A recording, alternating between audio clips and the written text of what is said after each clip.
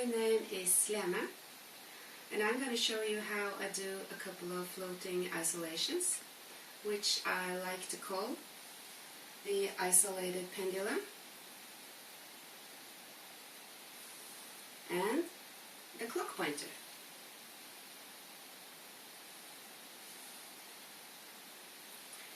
My string is attached to my left upper arm in a loop with a swivel on. This way I can still get the benefits the swivel gives. The string goes behind my back and for the moment over my right shoulder. And the length is about my wingspan, minus this part of my arm. And I find this to be the most versatile length, because now I can catch the wand with any hand at any time. I can just switch the string hand with pick up the string with the other hand in a regular V-grip. Catching it up with my left, catching it with my right. The isolated pendulum is basically two movements put together. It is the wand moving from horizontal position, making one half spin.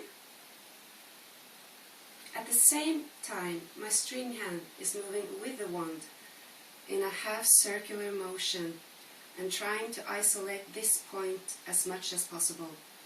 So this is the point I'm focusing at. I'm going to let the weighted end fall down and use the wand's natural movement. I'm going to follow in a half circle and pull it in. Let go, follow, and pull in.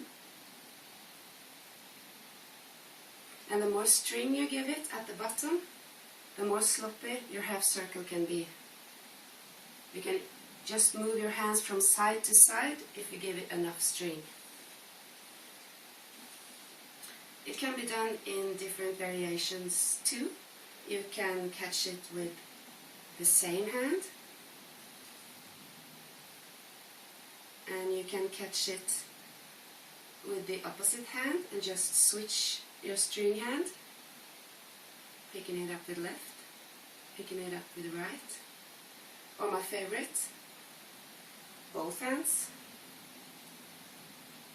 When I catch it with both hands, it's just hanging from my right hand all the time, so the left one is just for show. You can do it up here, you can do it down here, and all in between.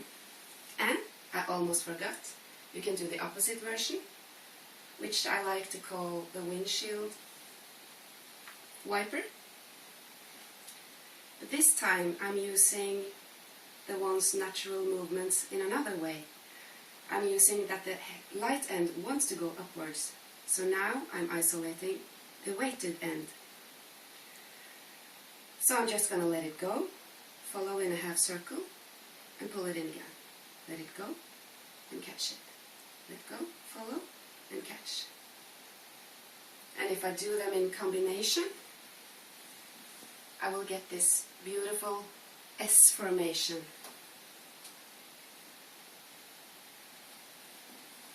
And I'm always focusing on the isolated points. And remember, it still looks cool even though you're not fully isolating it. So don't give up. The isolated pendulum is a good introduction to the full circle. And the full circle is basically two movements put together also. But this time the wand is making one full spin from vertical position. At the same time, the string hand is moving with the wand in a circular motion, trying to isolate the light end of the wand as much as possible. So I'm going to let the heavy end fall, and I'm going to make sure I give it a little push this time to make it go all the way up again to 12 o'clock, or else it will lose momentum on the way down. So give it a slight push, follow, and pull it in at 12 o'clock. Give it a slight push, follow, and pull it in. And you can can do this in the same variations as with the isolated pendulum. You can catch it with opposite hands. You can catch it with both hands. You can vary your starting and ending point.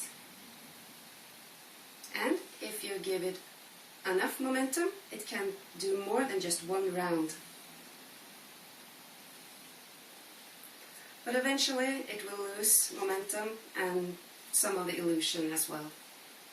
So, this is how I do my isolations. They are really fun, they add to the illusion. And remember, practice makes perfect. Thanks for watching.